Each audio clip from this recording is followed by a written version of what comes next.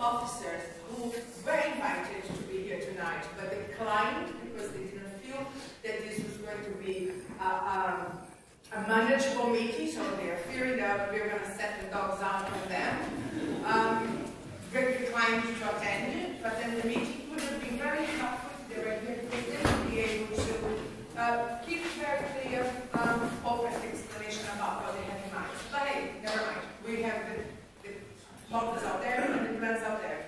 So where we are at now is that the council is going to take 1, 2, or 3 of these 5 options based on the events that took place yesterday and on Saturday.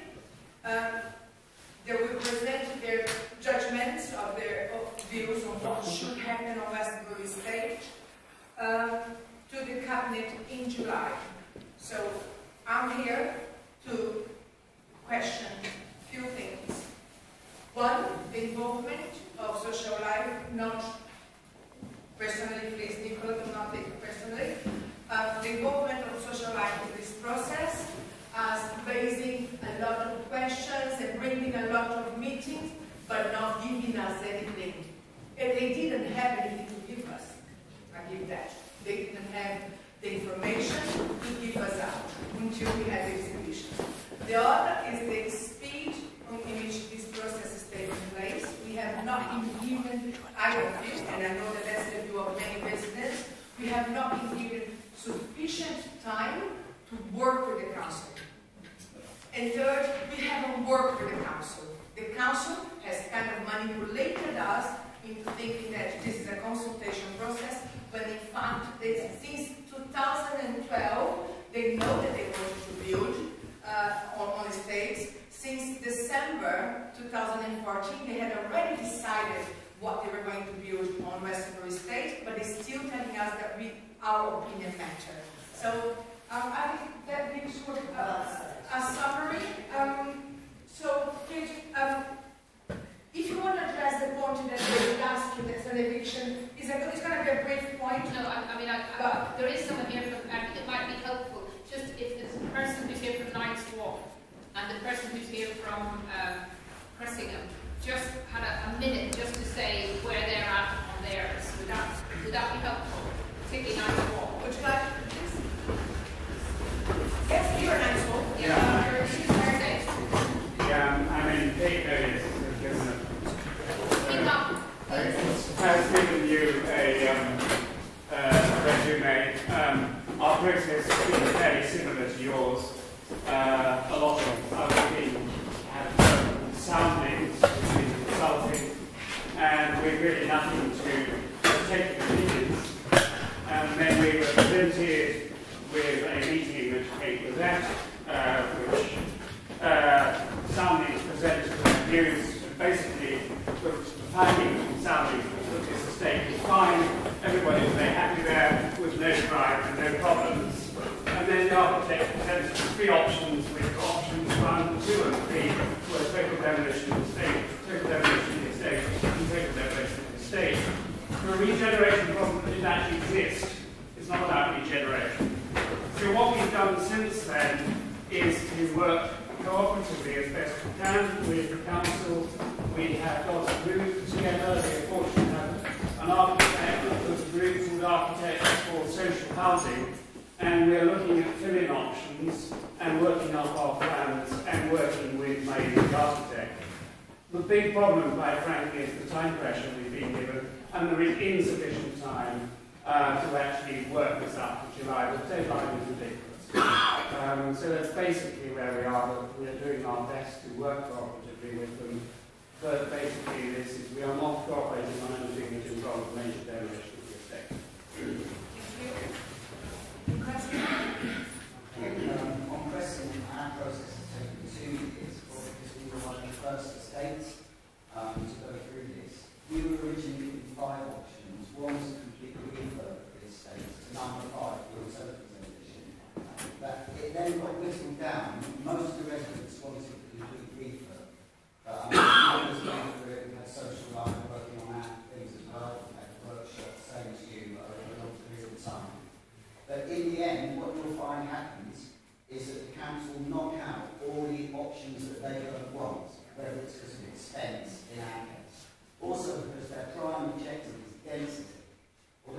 say that it's about disrepairing your buildings, even though we proved that their figures were inflated, we brought them down from 14 million to repair to 9 million. You find it's not really about that, because I sit on that project board along with some other residents. It's actually about density. So basically now they're canvassing on us. We've got this test of opinion that we've only been given 2 options to be tested on. It's whether we want half the estate demolished or the whole estate. In my case, I live in a half. We both live in a half that's going anyway.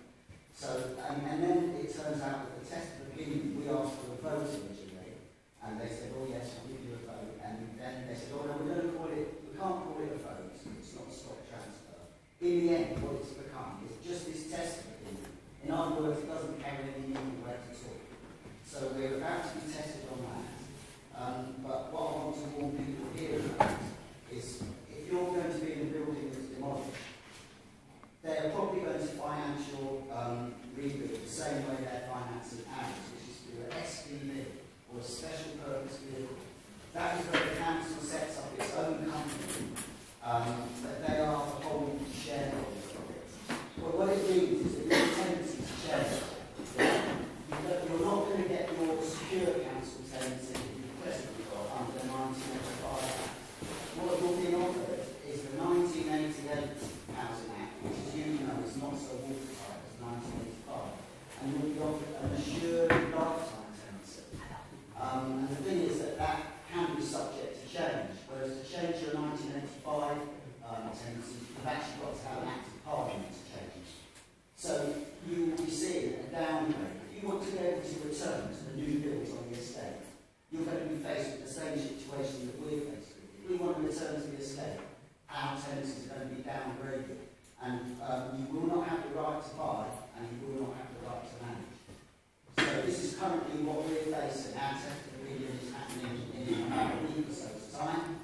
So it's just to warn you, you might have a load of options now, but I assure you you're not going to end up with them.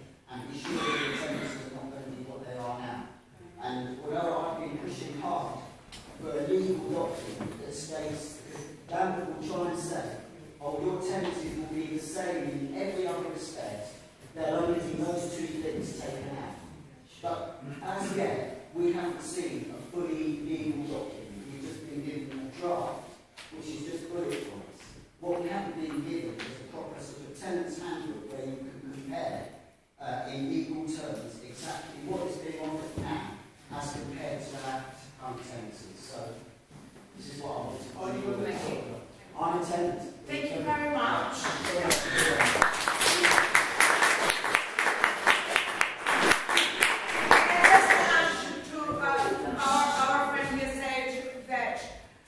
Currently, under the secure tenancy, we, or the leaseholders, have 125 years lease or have a lifetime tenancy. If you die, you can be left to your partner or to your children, and you can carry on living there, your family can grow up in there.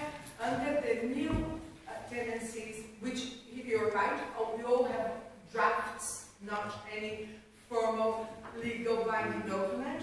Under the new drafts, you can only hand over your property or let your children or your spouse, and then you have money back to the council. So it is not a lifetime. It might be your lifetime, but it's not the lifetime of those who have been born or grown on that estate. Concerning the break, would you like to say something before we move on about what is, the master plan behind it? And well, I think you've given a good synopsis of the situation, although I think you're being a bit harsh on Lambeth. Lambeth have come up with 5 options which have taken on board what residents have said in their consultation. So, and of course there is a huge waiting list in Lambeth. Over 21,000 families were on the list. So, but anyway, I am here to listen to what tenants want, and I will represent what the tenants want. But, Linda, in your view, because you're a councillor and obviously you know what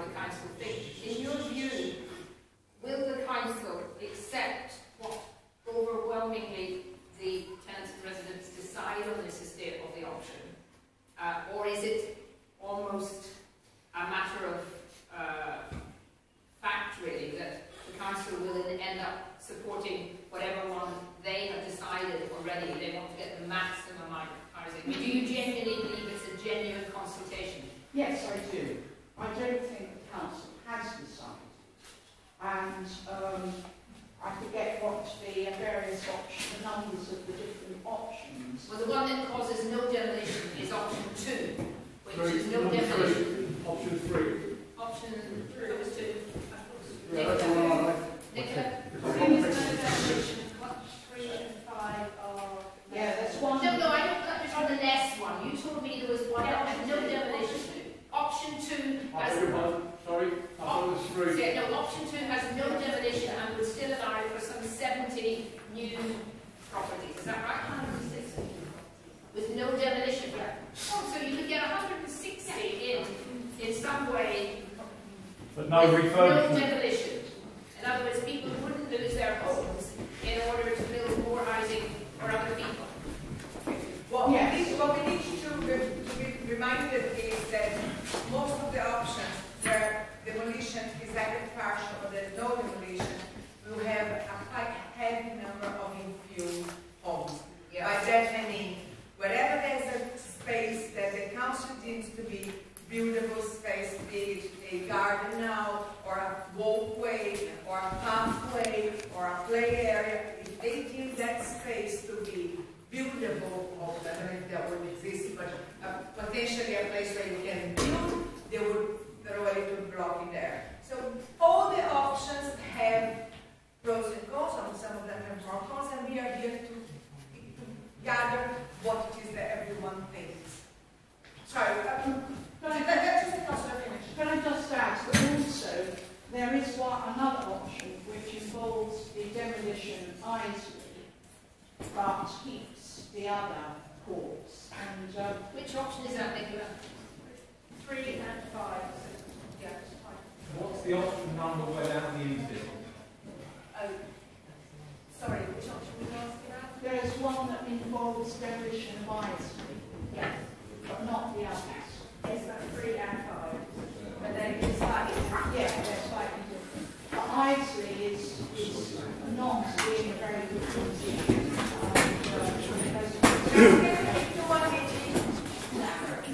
So, I don't know what members of the President of Isley think about that, but I believe some of them wouldn't object to demolition because Oh, you start to know. How many people? Oh, bloody hell, I would. I live in Isley. Point me. No, I'm not having it. I will give you the word afterwards. Sorry, can I just... I'm going to see how many live in Isley. How many people live in Isley who are here tonight? How many? Yes, about 5. Yeah, that's not easy. Can I ask those who just arrived, please sign the attendance list. Okay. Sorry, Dave, you wanted to have a word. Would you like to... Yeah, I would like to have a word.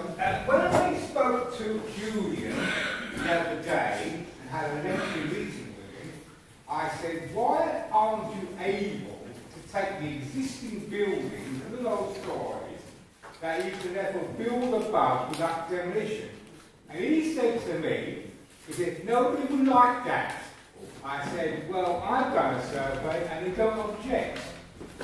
So what he's trying to do is, he's trying to do what he wants to do and not what somebody else wants to do. Right? But the fact of the matter is, he said there's various different ways. I said, look, there's certain particular areas that you can build without starting knocking down here and knocking down there, right? And to therefore get your particular numbers. Thank you, David. I think one thing that I would like just to bring back, I would like to set the picture, is that as you can see, there is a lot of confusion. If the process was clear, transparent, informative enough, we would not be saying it's option 1, option 2, option 2, option is that, what is that option mean? It has been extremely confusing. Nobody, and we only had the exhibition done yesterday and on Saturday, describing the options. And again, I want to stress the question part time. We are being bulldozed already into getting to a point where the pace is far too much to keep everyone fully informed and involved. Sir?